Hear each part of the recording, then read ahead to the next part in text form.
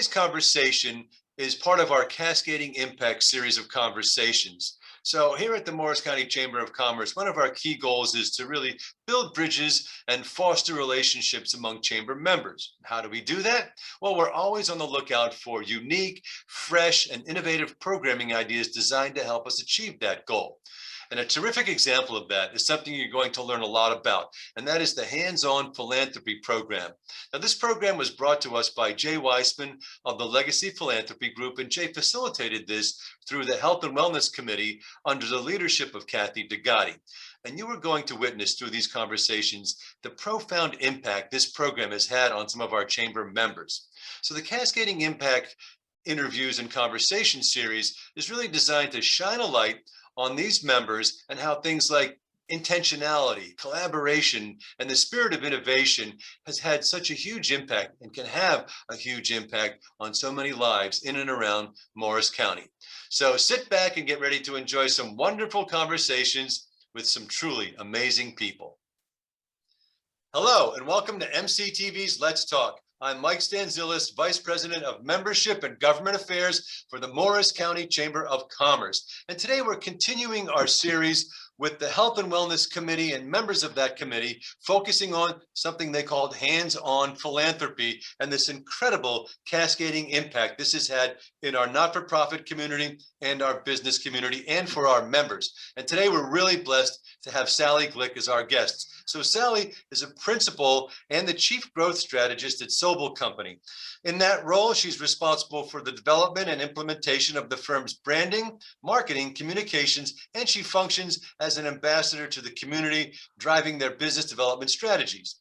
Sally is deeply involved in the community, serving on several nonprofit and business boards and committees, including as the immediate past president of the Association for Corporate Growth New Jersey, chair of the New Jersey District Export Council, board member for Commerce and Industry Association, board member for the Center for Nonprofits, and advisory board member of Montclair State's Feliciano Center for Entrepreneurship. And get this, she's also the co-chair of the Morris County Chamber of Commerce Not-for-Profit Committee. So, Sally has her hands in so many great business and not-for-profit partnerships. She's a facilitator in that world. We're really blessed to have her here today and part of the Chamber of Commerce. Sally, welcome to the show.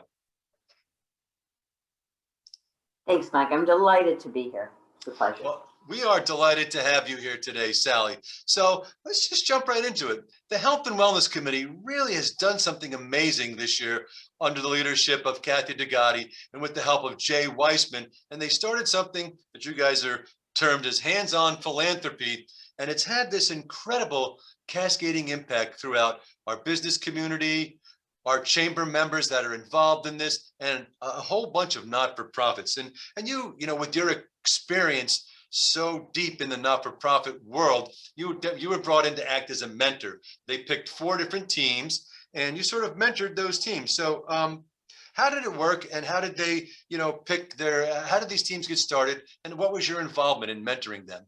Well, thanks for asking. It was an extraordinary experience. Hands-on literally meant hands-on, and you have a group of business owners in the corporate side who have never really interacted in a meaningful way with the nonprofit community.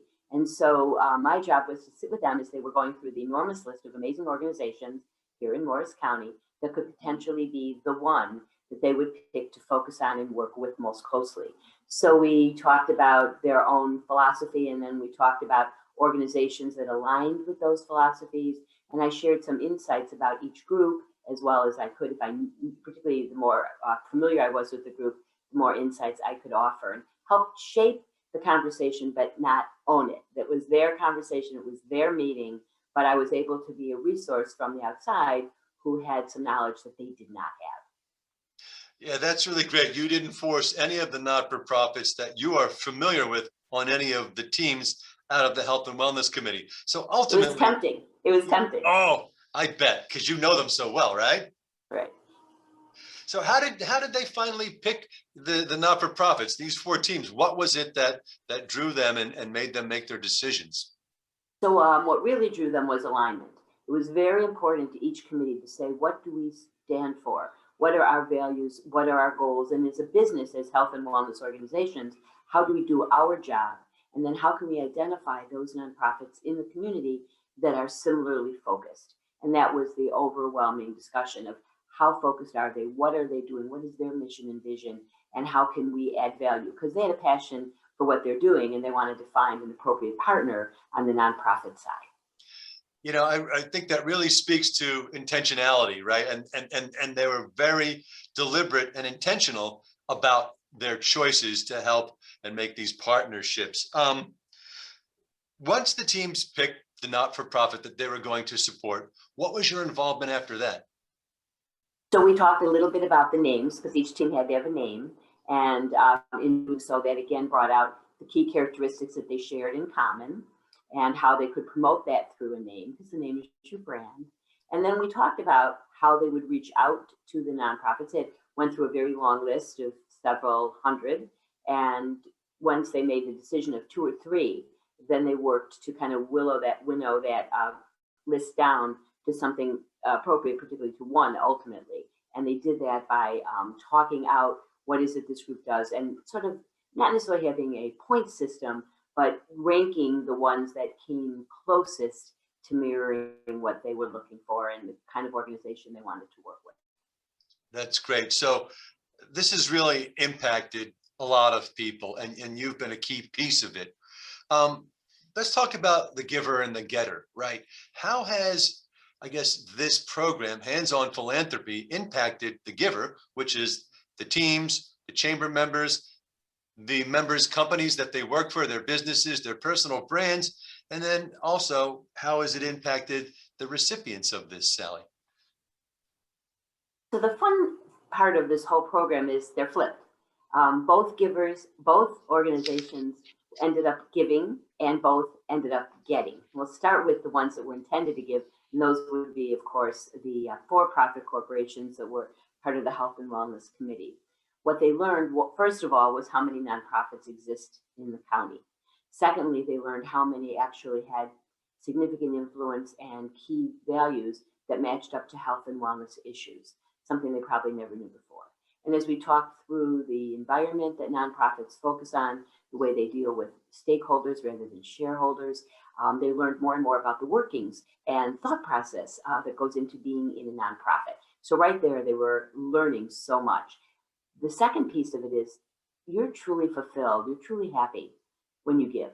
And so having the opportunity to identify and design a program where they could add real value to a nonprofit who they didn't even know about just a short time before, and now we're having really intimate partnership conversations, was a huge get for the for-profits. Just the opportunity to give is a get. On the flip side of that, of course, you have nonprofits who get a call or an email out of nowhere. Excuse me, my cat is playing with my blouse. He loves it, and he wants to join the conversation, so you may hear him meow in the meantime. Well, let's show the audience your cat real quick. I can definitely show you my cat. Here she is. Okay, kitty. So she's definitely joining the conversation. We have a lot of fun here. It's like a menagerie. But nonetheless, the givers and the getters were also having a pretty good time in this program. And they were roll up your sleeve hands-on. This was not something where you raised your right hand and volunteered to do something for a day or an hour as part of an organization. This was a true roll up your sleeve, get involved, get engaged, and find a way to do something so profound for that nonprofit. The nonprofit was receiving, of course, the benefit of the program, the project, the exposure, not only exposure to the community, but the exposure to a group of people who had probably never heard of them prior to the experience. So potential volunteers going forward, potential board members, and each person involved has friends as well. And they would repeat the story and say, oh my God, Health and Wellness is doing this great program. And every time someone told the story again, the ripple just keeps going on and coursing across, touching so many places that are unexpected. So you would think initially that the givers are the for-profit, the getters are the nonprofit, and it's kind of a transactional relationship. You're doing something for me and we're gaining from that. But the reality is the more you give, the more you get. And so that's why this program is so powerful. Yeah, I think one of the things we've learned throughout this whole process is that it's, less transactional and more collaborative in such a positive way. So we really appreciate that. So let's go on to, your experience in the world of bringing not-for-profits and for-profits together. Hands-on philanthropy, This was something I'd never heard of until Jay Weissman brought it forward to us here. Have you heard about this out there in your experience at all? I honestly have not. We have many organizations that follow great corporate social responsibility platforms. We have huge corporations, we have small corporations, all of whom are eager to be involved in the nonprofit community at some level. It is usually much more transactional. I'll support an event, I'll attend your event, will be part of your 5K walk or run. There are ways of getting engaged and involved. We'll come to the soup kitchen, we'll help pack boxes of treats or food for people that don't have, that are living without, with food insecurities, but never where there's such a coming together and a consistent interaction, and one where the nonprofit starts that process, right? And the idea germinates with the for-profits in terms of how they can add real value.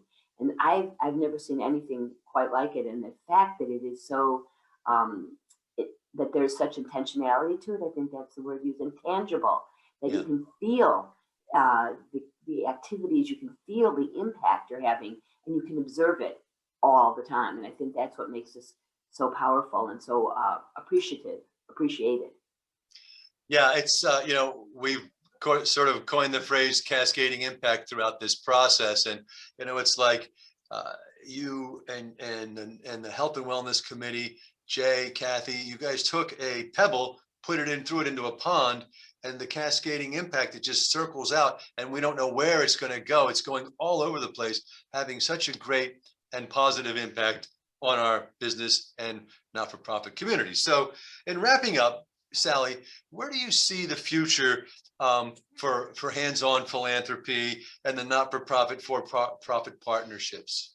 Well, I'm not much of a visionary. I never predicted COVID, that's for sure. I took 2 weeks worth of work home when I left in March of 2020.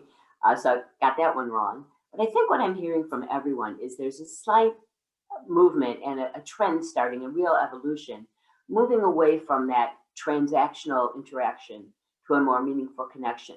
So I'm hearing some of the biggest foundations say, don't come to us and ask us to support your golf outing. Don't ask me to buy a table at your gala. I've got people here at my office or people in my organization that want to get engaged and involved. And I think it's going to be more hands-on for everybody going forward. It's more meaningful to begin with. It's more powerful for the nonprofit.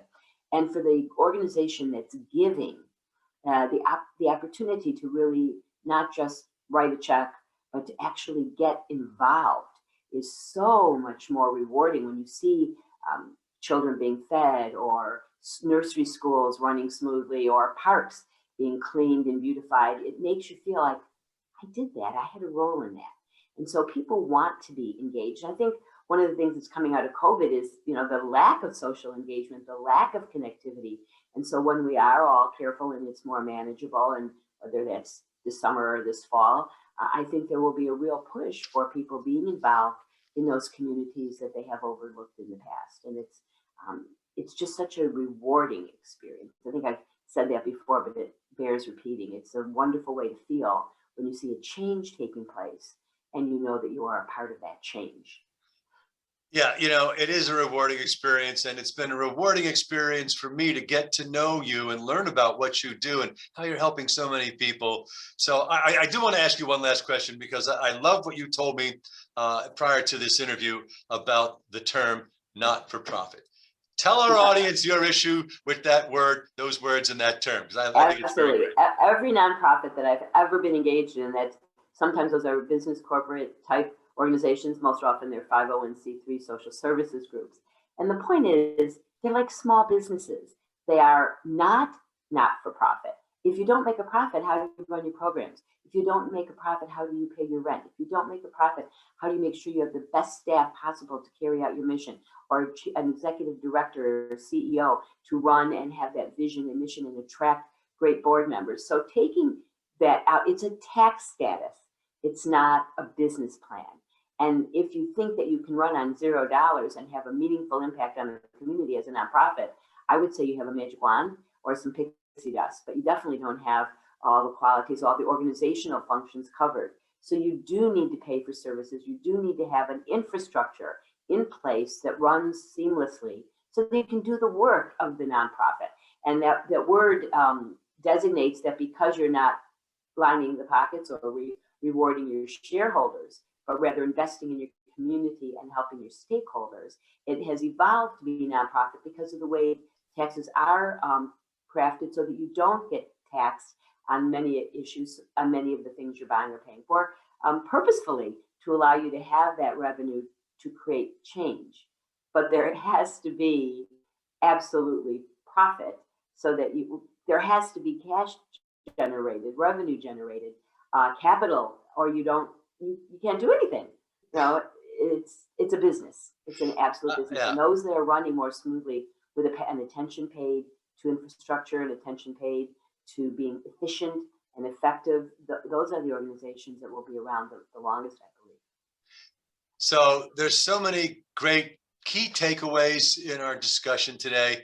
And one of my favorite is not for profit is a tax status, not a business strategy.